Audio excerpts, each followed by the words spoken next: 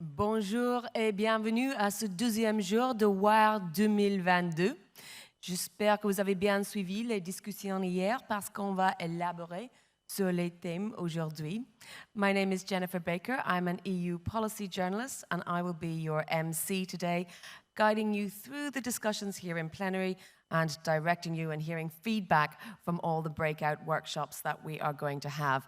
Welcome as well to those of you joining online across Europe and possibly even further afield. Remember, you can get involved in the discussion by using the hashtag WIRE2022.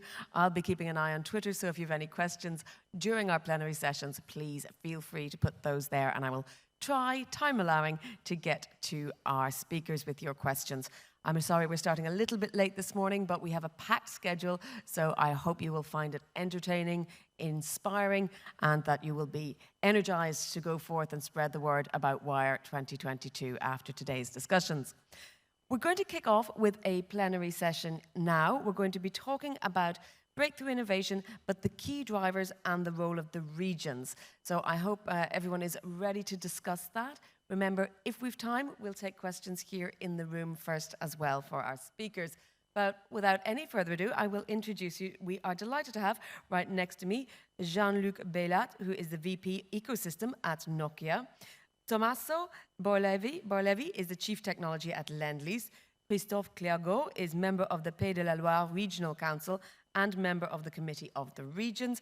And last but not least, Andrea Ruckstuhl is Head of Continental Europe, also at Lend-Lease. So, Jean-Luc, let me start with you. Give us your opening thoughts. What does innovation mean to you, and why is it important to be here at WIRE? First, I'm very happy to be here at WIRE, specifically here in this wonderful building from the Centrale Supélec School inside the Université Paris-Saclay. It's usual for me to travel in Europe to talk about innovation, but to have this to do at 5 kilometers from home, it's very nice. And so this topic is the innovation in region, what we are talking about. It's very important, specifically right now. Before to talk about the how, I will have some wording about the why. And today we are, and it's well known by a lot of people, but it's important to reprecise the point. We are in the period where we have a lot of breakthrough, transformation of the society, transformation of industry, transformation of services. We need really to strongly and carefully address the climate change. We need really to address the transformation which is driven by the digital for industry and new services in a world context which is very complex. I don't want to talk about the war, but only also on the commercial pressures, the balance changing between US and China, and the role that we have to do and to address differently in Europe regarding our sovereignty, our ability really to manage our future. So behind all this, for all these reasons, we need really to accelerate innovation, which is a solution really for all this transformation.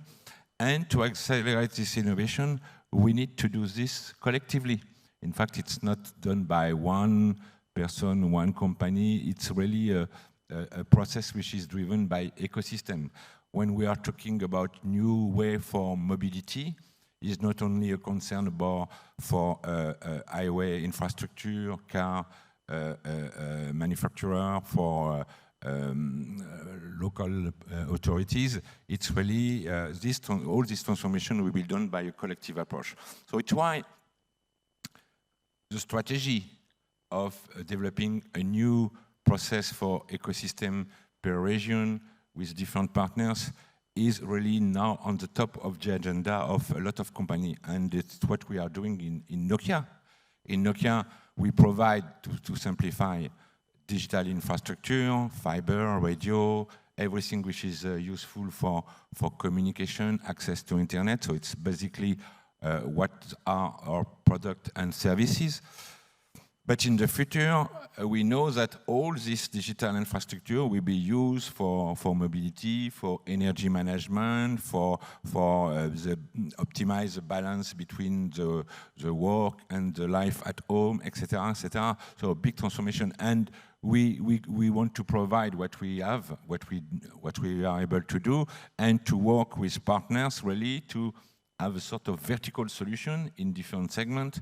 And all these points are done with an ecosystem approach, and the best way is really to invest in different regions, which is a topic, not only working with usual partners that we could have as a company, but also with SMEs, startup, academia, and early in the process research, because one key element also of our transformation is the speed.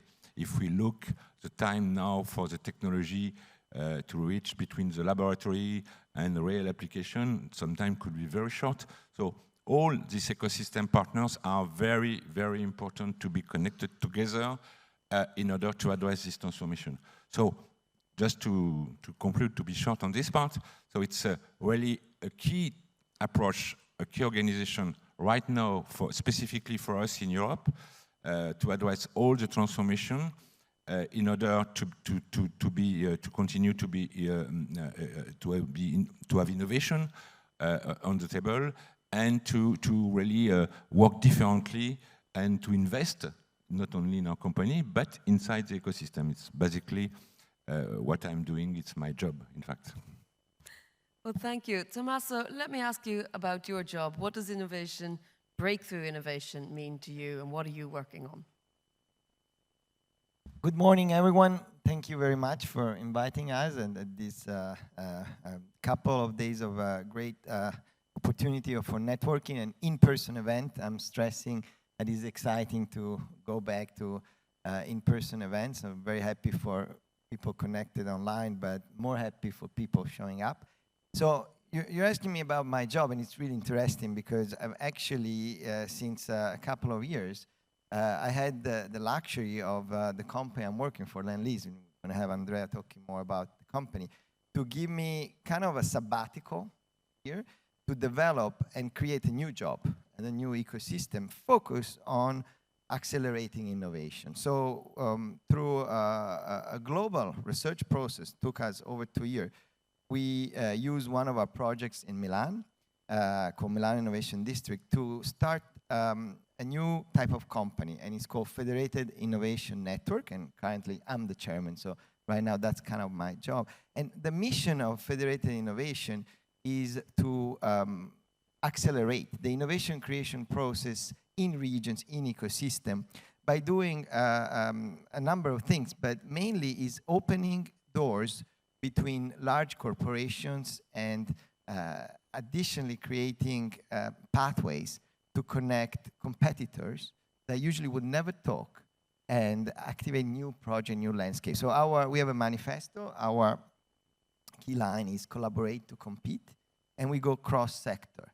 So what we invite companies that typically are very good in deep tech, and they go in the direct line of innovation for aerospace or security, defense, to open up and talk about life science, urban digital technology. And we don't do it in a theoretical way, but we do it in a very practical way by connecting minds, connecting people, creating opportunities for them to use the ecosystem infrastructure and have an accelerated pathway to start projects. What we've seen is that really to deliver innovation, we have to remove all the red tapes and allow the people and the minds to connect and start and test projects. So the key drivers for innovation are usually access to talent, and here in this region you have plenty of it. You have connections and networking and capital. The thing that we're doing is to add a fourth leg, which is culture. It's a culture of openness, of sharing, of pre-competitive, and understanding that innovation is not something you do in isolation, even if you are a very large and powerful companies. So you think about the biggest companies, the Google of the world, they are now realizing that even to retain and foster their talent, they need to shift and innovate as a group. So that's kind of the message. Is I want to leave and wrap up this introduction part. For us, what we've learned is that innovation is really about a culture. So a region that fostered that culture creation is going to have a real advantage to attract and retain the best projects. Thank you. Christophe, I think Tommaso has set it up quite nicely there for you in mentioning regions. Give me your perspective, your opening thoughts. Merci, bonjour à toutes et à tous. Alors, je vais m'exprimer en français, puisque nous sommes sous présidence française en France, donc je vais être le vilain petit canard, donc je vous laisse le temps de prendre vos écouteurs. Je veux d'abord remercier les organisateurs pour donner la possibilité d'apporter ce témoignage, puis saluer mon collègue Marco Marcola, vice-président du comité des régions. Alors, je vais essayer de développer une idée très simple et qui va rejoindre ce que vient de dire Tommaso, qu'un des facteurs clés de l'innovation de rupture, c'est la qualité des écosystèmes locaux et régionaux et la manière dont ils encouragent la liberté créatrice.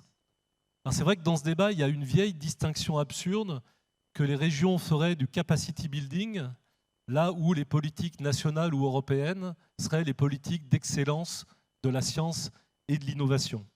Alors heureusement, les choses changent et merci à la commissaire Gabrielle d'avoir impulsé un changement important dans ce domaine.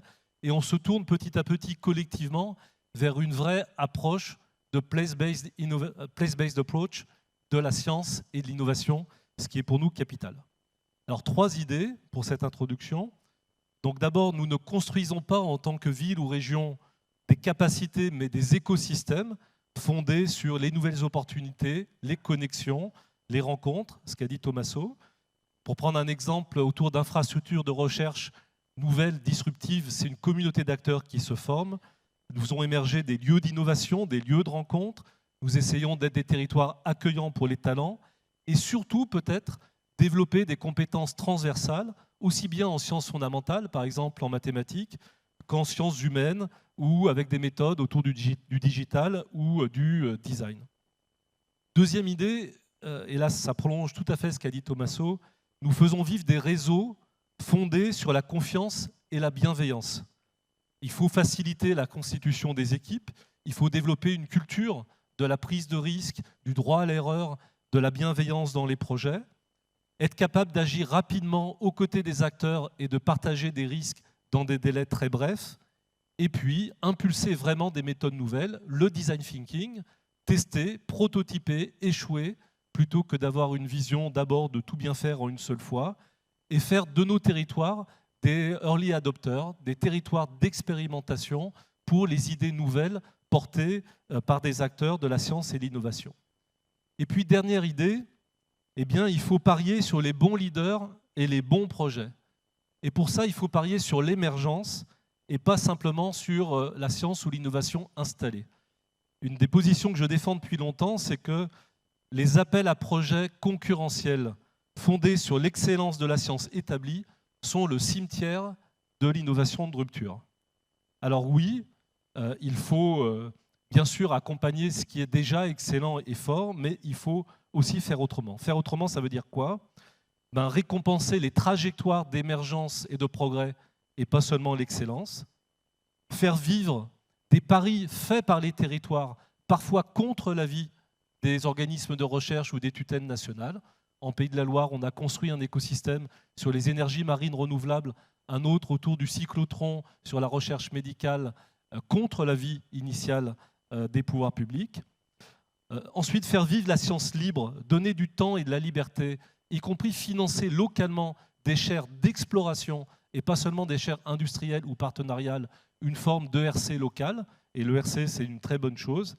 Et puis, dernier point, donner sa chance à la science ou aux innovateurs hétérodoxes, minoritaires, qui passent pour des fous furieux, alors que ça ne vient que des fous furieux, la rupture. Donc un conseil pour ceux qui gèrent des fonds, oui, mettez les 2/3 ou les 3/4 sur ce qui existe déjà, qui est très sérieux, très structuré, mais mettez 25% ou 1/3 sur de l'exploration, de la prise de risque maximum. Quand vous avez des évaluations de projets, s'il y a 3 fois la bonne note, quand vous êtes un financeur régional, ce n'est pas la peine de mettre de l'argent, il trouvera des financements ailleurs. S'il y a 3 fois la mauvaise note, c'est pas la peine de mettre de l'argent, c'est que c'est mauvais. Mais si vous avez 2 fois 18 et 1 fois 5, ou 1 fois 18 et 2 fois 7, eh bien il faut regarder, parce que c'est peut-être là qu'il y a quelque chose à explorer, mettre un peu d'argent, tester, aller plus loin si ça sert à quelque chose, ou arrêter si c'est une fausse piste, mais prendre des risques, prendre des risques, prendre des risques. Et finalement, ce sont les acteurs locaux qui prennent le plus de risques, pas les grandes institutions. Merci pour votre attention. Merci, Christophe. Andrea, we heard there about the idea of wanting to create a culture, a welcoming culture, and also to build networks. Tell us a bit, for those who maybe don't know, in particular those watching online, about Lend-Lease and where Lend-Lease might fit into that hierarchy, that structure.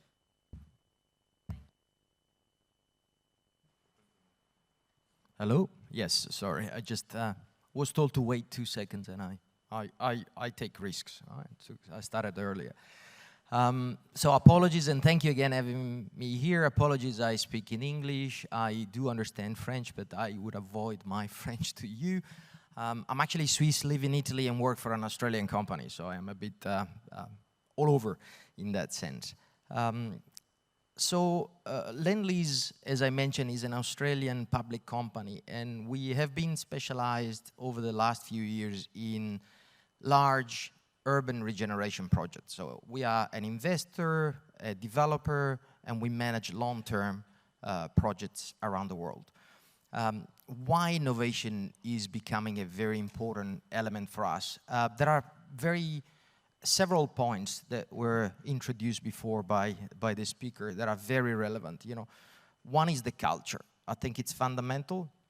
Large corporations today have a responsibility of really, looking at their role in the society further and further. We were lucky to have a founder many years ago. In 1970, our founder, Dick Dusseldorf, that was a European founder that moved to Australia, spoke about that not long after the 1970, large corporations should have cared about not only the profit of the shareholders, but the environmental and social impact.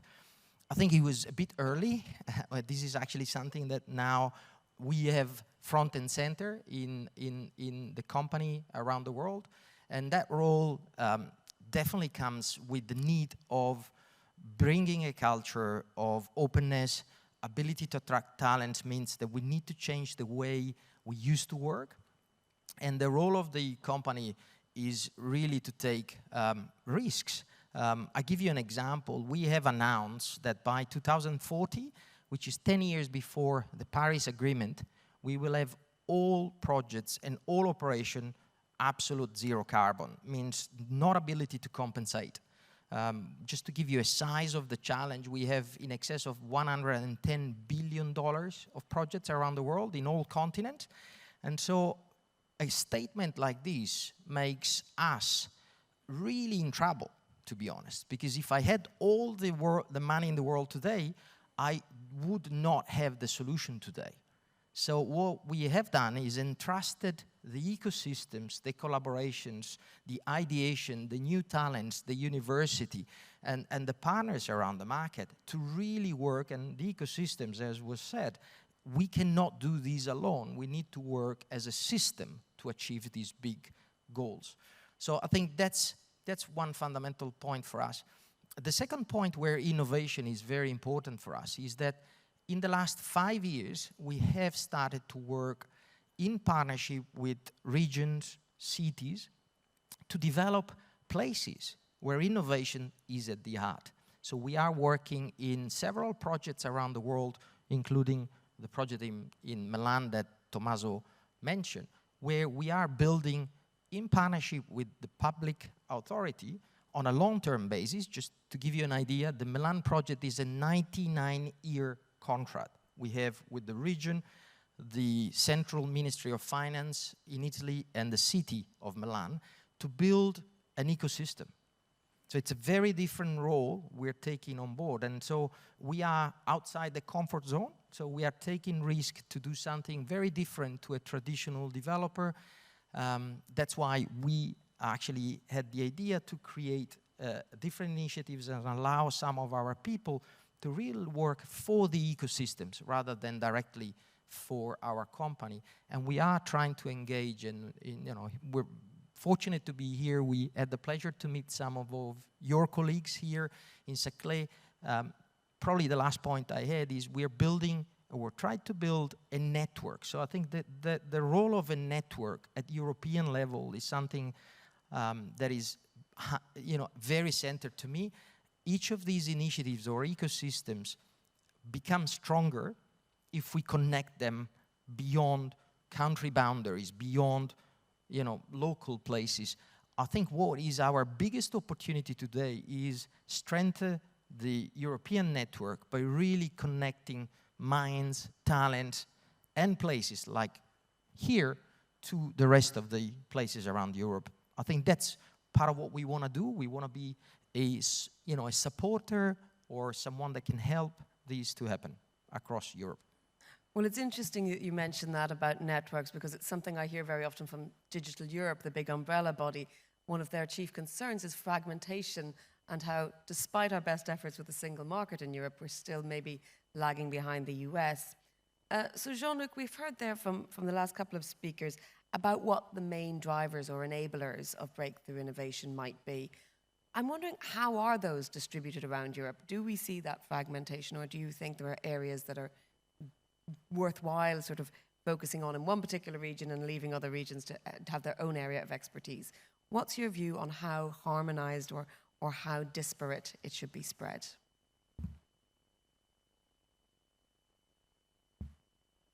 Well, okay.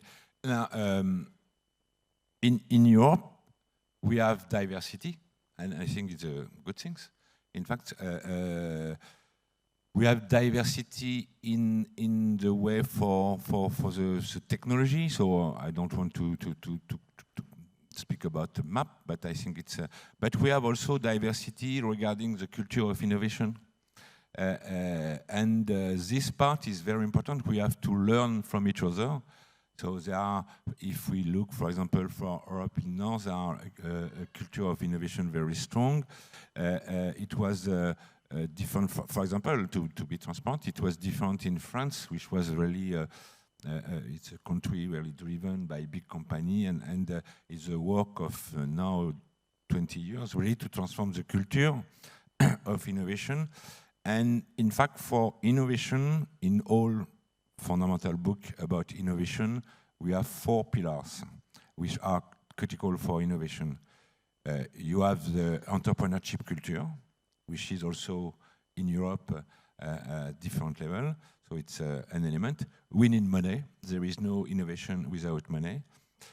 You need skill, competencies, and you need ecosystem. When you have all these 4 pillars, like for example in Israel, Silicon Valley, or in some in other places, so you are very strong to in terms of innovation.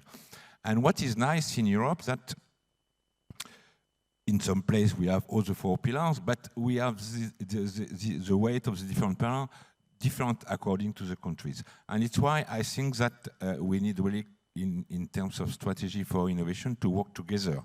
Because our challenge, our potential is really Europe. We could think about region, we could have to be proud about our country, but the reality of the transformation for us, for everything, regarding the climate, regarding all the, it's really inside Europe. So we need to play with these 4 pillars to take the best.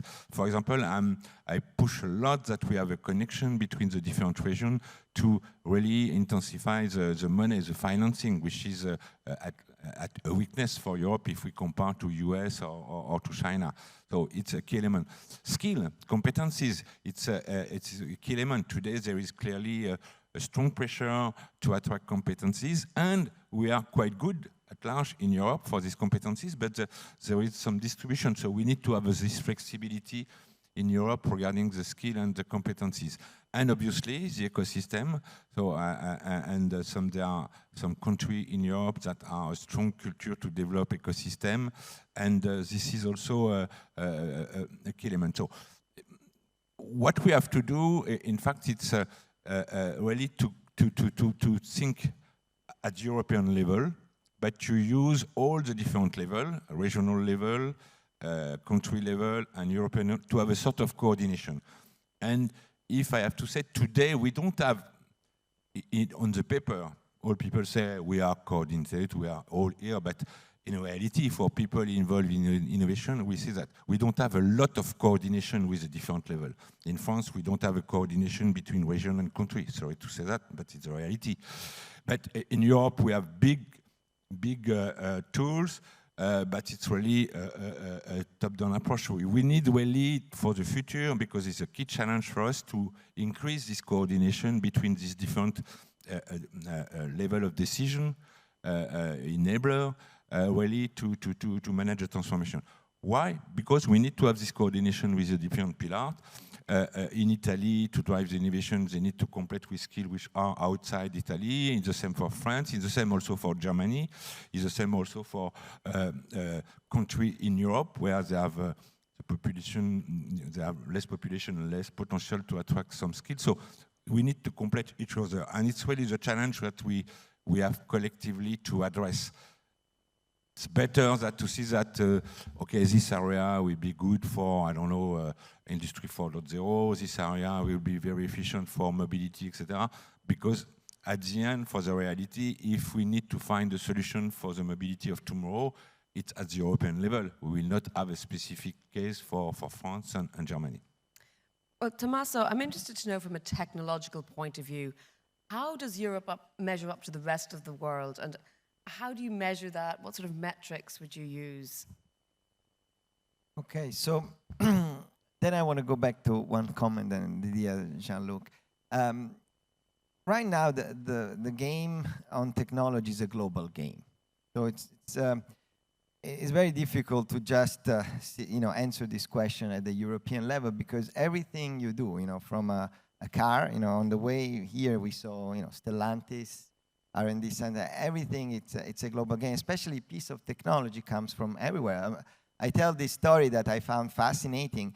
Over 90% of the dishwashers and the washing machine in the world, the latch system, the opening system that prevent you to open up while it's working, is manufactured, designed by a small company in Milan, which just learned, which is called Rôle, that is a family company. And in China, they were not able to copy that.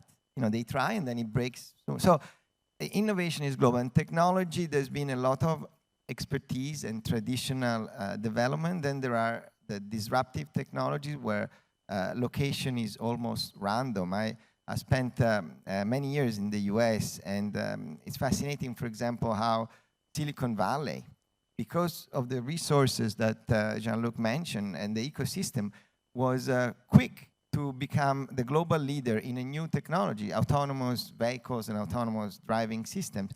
There was no reason why it should be there versus Europe or other locations. It's just that they were fast to get on this track. They had the resource, the time, the money.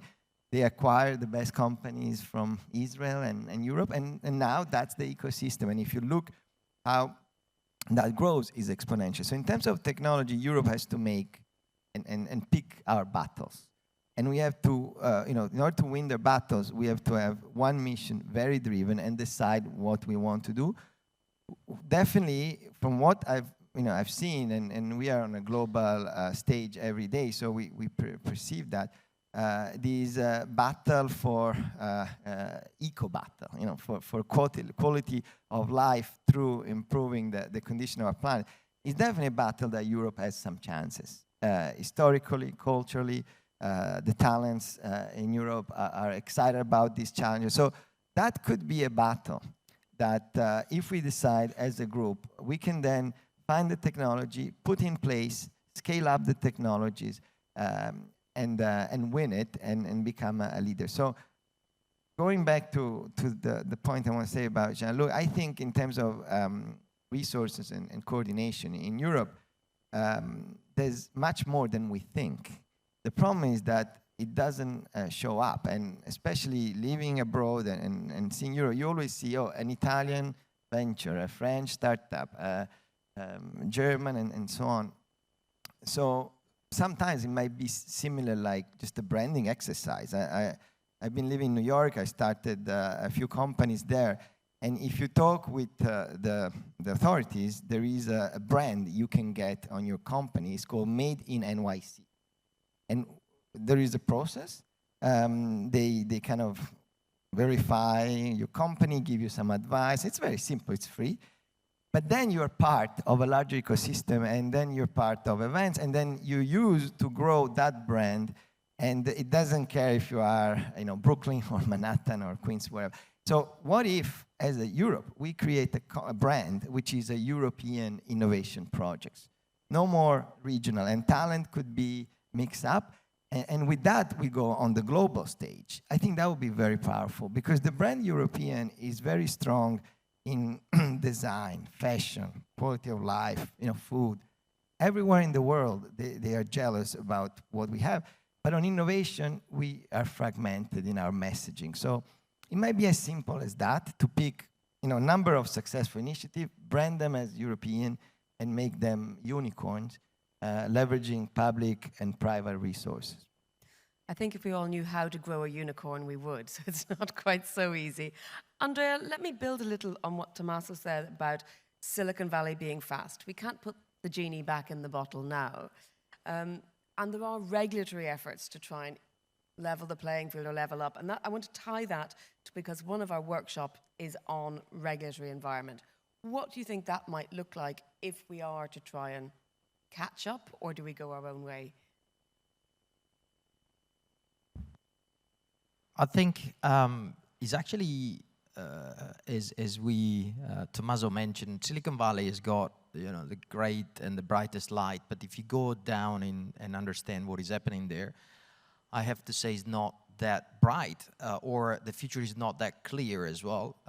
We have few projects in Silicon Valley, and a lot of the challenges are coming to them in terms of, which is also part of some of the comments about the inclusiveness of that model.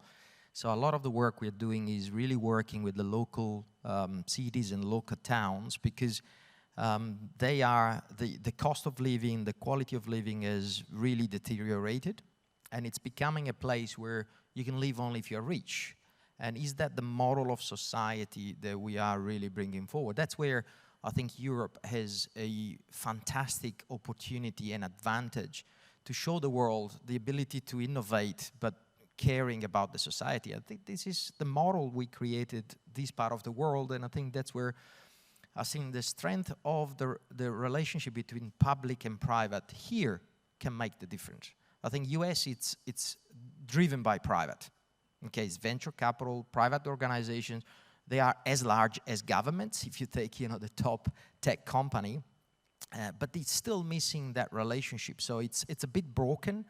In Europe, actually, is different. I think we have good institutions. Large corporations. Yes, we still have to work on finance, and I know we have a workshop that will discuss this later. But I think it's a great position to be in, to actually deploy or even further strengthen this partnership between public and private.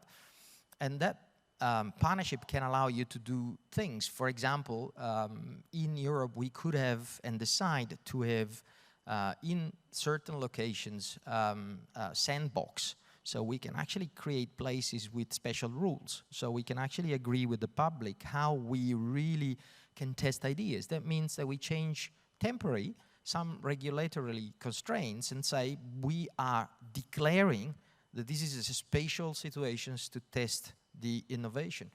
And by doing so, we don't just apply to the entire society with the risk of impact with people, but we create the right environment for public and private collaboration to really test new ways of doing. This can be in the healthcare systems. We all talk about data related to our health.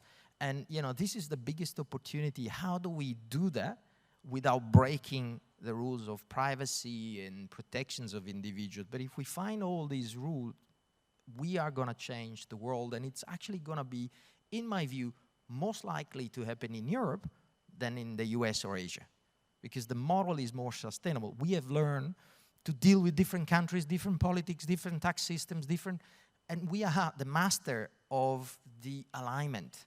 So let's just use what we learn to draw that into the innovation, and we're going to be the champions, in my view. Well, that reminds me of the phrase, if you want to go fast, go alone. If you want to go far, go as a group, go together. And Christophe, to build on that idea, we talked a little bit about education, policy, funding, things like that. But I also want you to reflect on the specific actions governments might be able to take to ensure social acceptance of breakthrough innovation, taking this idea that it is a society together that must foster innovation. Well, perhaps first thing to come back to places, because this is the key element. If you're able to develop new places, you develop new networks, new interaction, new cooperation. If you have a community of actors developing breakthrough innovation, then you can include social actors, citizens, associations, trade unions at the beginning of innovation, and then help them to become actors of this process. And then the question of acceptance is not at all the same one. But it's quite impossible to build it at European or national level. You must build it in a community.